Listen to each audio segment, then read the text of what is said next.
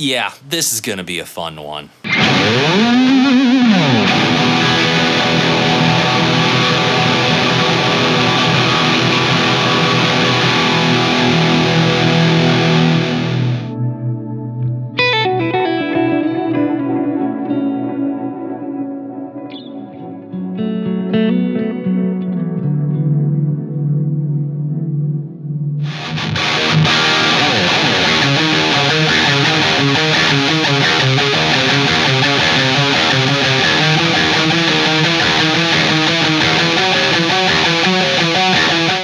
What's going on, friends? Sean Pierce Johnson here, and welcome back to the channel. Today, it is an absolutely packed and loaded video for you all because we are taking a look at not one, not two, but three mini amp heads from the mighty Peavey. Now, some of you out there may have taken a look at the length of this video and said to yourself, man, this is daunting. But I don't want you to think of this video as a demo and review of all three of these amplifiers. Instead, think of it like a buyer's guide. I want you to use this video as a resource, just in case one of these three amplifiers is on your gear wish list. If you're more interested in one or the other, there are timestamps in the description box down below, or you can just hover your mouse cursor over the play screen and scroll along the play bar at the bottom of the screen. Before we get to showcasing each of these amps individually, there are some common features with this series that we should take a look at first. At their most basic, all three amps, the Classic 20, the 6505 MH, and the Invective MH, are 2-channel, 20-watt EL84 powered guitar amplifiers. And each amp has a 3-position power attenuation switch. You can run it at the full 20 watts, or knock it down to 5, or even knock it down to 1 watt. Each amp has its own built-in effects loop with send and return jacks on the rear panel of each amp. And right next to that are 2 1/4-inch TRS jacks for foot switches. And one thing that I have to give Peavey credit for is that all three of these amps come with the 2-button foot switch. I mean, you wouldn't think I'd make such a big dramatic deal about the fact that these come with the foot switches, but amps cheaper than these and more expensive than these and like 3 times as expensive as these don't come with a foot switch. And by the way, those foot switch jacks perform a variety of different features depending on the amp that you have it connected to. We'll get to those functions when we check out each amp individually. There's one last set of common features that these three amps share, and that is the inclusion of Peavey's MSDI circuitry. MSDI stands for Microphone Simulated Direct Interface, and Peavey was one of the first companies to actually put an XLR balanced output with a speaker simulator in their tube amps. Right next to that XLR output is a ground lift switch, just in case you encounter any excess hum or hiss or other noise when using the DI output. Now, having a DI output is all well and good and very handy for the modern guitar player, but even more handy is the fact that all three of these amplifiers have a speaker defeat switch right next to that DI output. So you can effectively kill all volume going to your speaker cab on stage or in whatever room it is that you're playing in, and you can send silent recording to your DAW, or you can use the built-in 1/8-inch headphone output to play silently in a set of headphones. The last shared feature of these three amplifiers is that each one comes equipped with a USB output. Say you're at home, or even on the go, and don't have access to a traditional DAW recording interface, you can plug these amps into your computer via that USB output, and you get that same MSDI cab simulation sound going direct to your recording software. But now that we've talked about all the shared features and every single thing that these amplifiers have in common, it's time to hone in on each one of these individually and hear how they sound.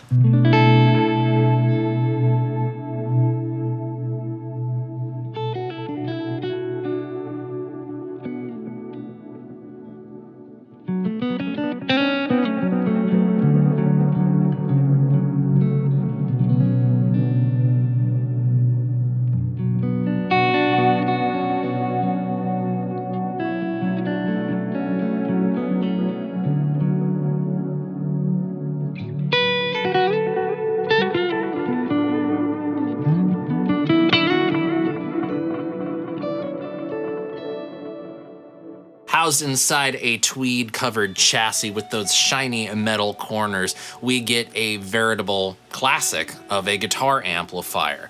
The Classic 20 is really Peavey's most old-school minded amp of the series. But there's a sneaky little thing that this amp can do with its dirty channel. Specifically, it has way more gain on tap than I would have anticipated at the outset. You can't judge a book by its cover. Let's take a look at the controls that are available to us on the front of the amplifier. Starting at the far left, we have our volume knob, and that's going to control the volume for the clean channel. Right next to that is the channel select button, and you can do that either on the front of the amp or utilizing the foot switch on the back. The dirty channel has two interesting controls labeled pre and post. This is pre-gain and post-gain, and kind of a thing that Peavey does. They don't do gain and volume, but that's essentially what you can think of them as. EQ-wise, we have controls for bass, middle, and treble, and those EQ points are shared between the two channels. The final control on the front of the amplifier is a reverb knob. Now this controls the level of a built-in digital spring-style reverb. Now as I mentioned earlier, all three of these amps have two foot switch jacks, and each one works off of a TRS connection. These types of cables have the ability to send two different signals across the tip and the ring of the cable, allowing each of these jacks to control two different functions per jack. Top jack gives us the ability to switch between the clean and the dirty channel of the Classic 20 and turn on and off a built-in clean boost. Now this clean boost is post gain, so it's not going to be driving the front end harder, it's going to be raising the level of it up. And then the bottom foot switch jack allows us to turn on and off the built-in reverb or bypass the amp's effects loop.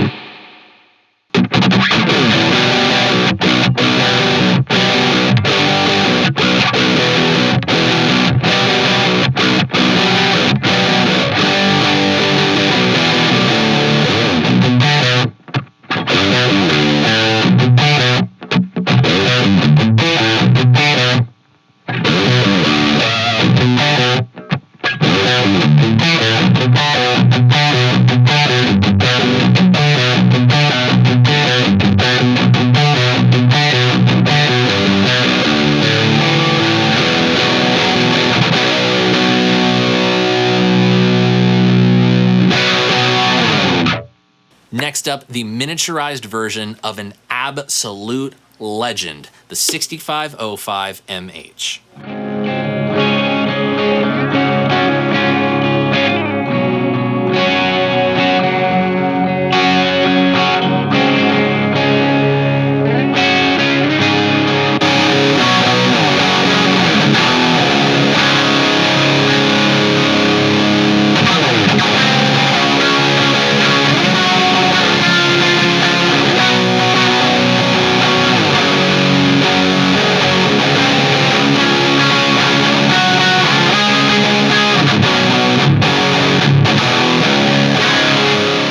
Now, for those of you well versed in the history and the circuitry of this amplifier, the 6505 MH shares much more in common with its first issue, that original 1992 amplifier, than it does the 2 version or the plus version of it. We have 2 basic channels, the rhythm channel and the lead channel. But just like that original amplifier, the rhythm channel hides the secret crunch setting. So you can essentially think of it as one amplifier with 2 channels, allowing you to get 3 different tones. The controls on the amplifier start on the far left with the pre-gain knob for the rhythm channel. That's then surrounded by 3 buttons. The one on the left is your channel select, allowing you to go between that rhythm and lead channel. But it's the 2 next to the pre-gain knob that kind of are the secret weapons of the amp, at least in my opinion. You have a bright switch, so you get a little bit of extra sheen and gloss on that sound if you're using it clean. Or you can go ahead and turn on the crunch control, and that basically gives you an extra gain stage on top of that clean rhythm sound for some more classic high gain sounds rather than the monstrous high gain we get when we switch to the lead channel. Moving towards the right of the amplifier, we start with our pre-gain knob for that lead channel. Then our EQ section with bass, middle, and treble, and that EQ is shared between both the rhythm and lead channels. Then we have post-gain controls for both the rhythm and the lead channels right after the EQ. And just like the Classic 20, the 6505 MH has its own built-in reverb. Now, whereas the Classic 20 had more of a spring-style digital reverb, the 6505 has more of a hall or plate-style reverb. A style of reverb that is much more in line with harder and heavier styles of music than spring. And then at the far right, our final controls are the power amp section, allowing us to adjust the resonance and presence of the amplifier. Moving once again to the back panel of this amplifier, we find our 2-foot switch jacks. Now the top one allows us to change channels between rhythm and lead, but it also turns on and off the crunch setting on the rhythm channel. And then the bottom jack allows us access to turn on and off the built-in reverb or bypass the amp's effects loop.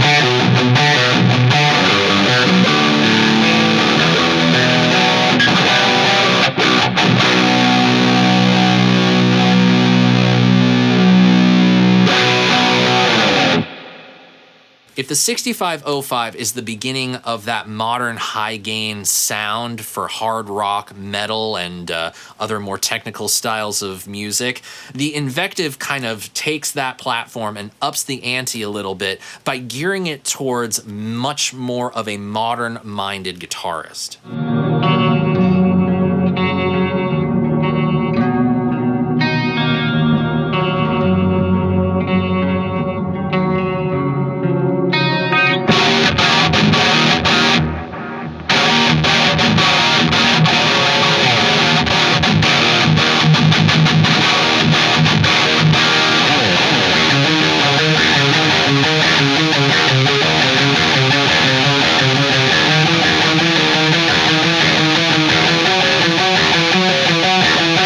In terms of the sounds that are available to us, we have a clean channel and a dirty channel. Let's start by taking a look at the controls for the clean channel. Now we have 3 knobs here, a gain knob, a bass knob, and a treble knob. Now the gain, we can essentially think of it as volume. It's basically all it does, raise and lower the volume of that clean channel. But where things get really pushed to another level is on the dirty channel. Now, from what I understand, Misha, when designing the big brother of this amplifier, was utilizing one of his favorite 6505s that he had in his collection. And so that kind of serves as the basis for this dirty channel. And there's some definite similarities between the 6505 MH and the Invective MH. But it's the extra stuff that the Invective offers that make this far more than just a 6505 in a different enclosure. First, the knobs. We have our pre-gain knob, bass, middle, and treble, and a post-gain knob. Again, with pre-gain and post-gain essentially being like gain and volume on other amplifiers. But it's in this cluster of 4 buttons between the clean and the dirty channel where we really see a lot of the dirty channel's more modern-minded features. Now, one of those buttons is the channel select button, allowing you to go between the clean and the dirty side of the Invective MH.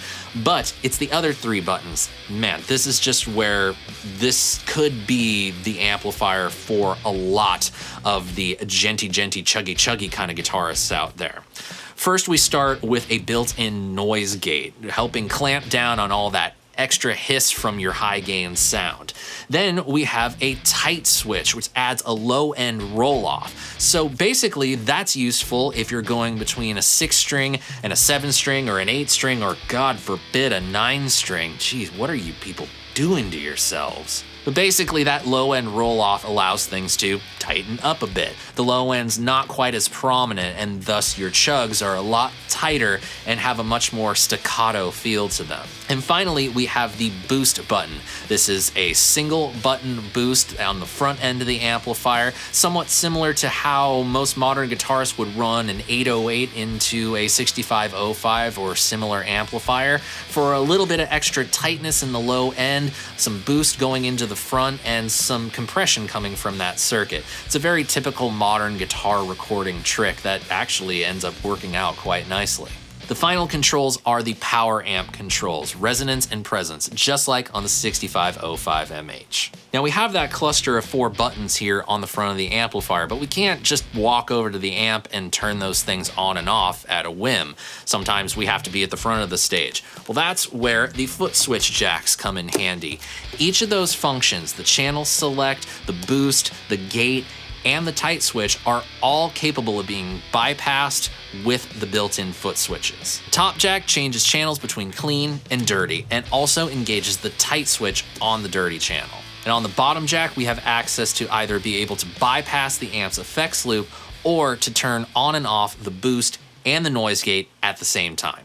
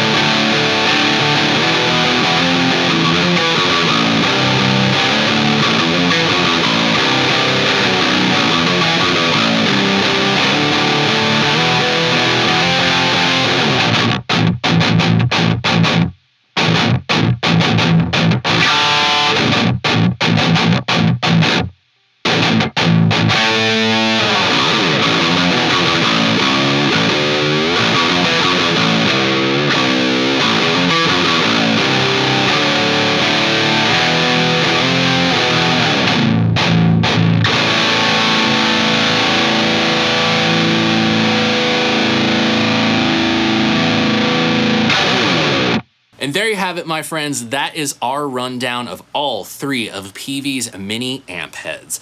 I gotta say, this was a huge project to take on, but one that I enjoyed immensely. I really loved getting to know so many different types of amplifiers from a single company.